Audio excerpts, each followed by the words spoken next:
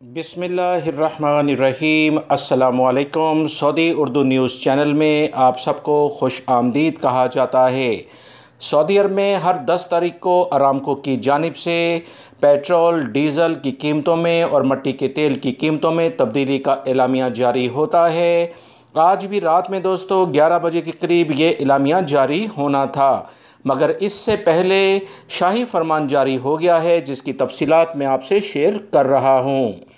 खादमिन हरमैन शरीफैन की जानिब से एक अहम एलामिया जारी हुआ है कि सऊदी अरब में पेट्रोल की जो कीमतें हैं उसमें मज़ीद इजाफ़ा फ़िलवक्त नहीं किया जाएगा।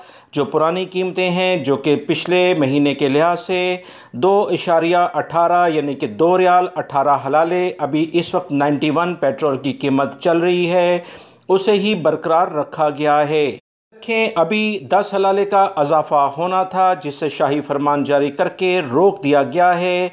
इसी तरह से 95 जो पेट्रोल है, जो अच्छी क्वालिटी का है, इसकी नई कीमत आज रात से 2.44 हलाले हो जानी थी। 2 रियाल 44 हलाले इसकी नई कीमत आज रात से होने वाली थी, इसे भी रोक दिया गया है। इसकी वही पुरानी कीमत 2.33 हलाले इसे मुकर्रर किया गया है। लिहाजा पुरानी कीमतें 91 और 95 पेट्रोल की बिल्कुल बरकरार रहेंगी।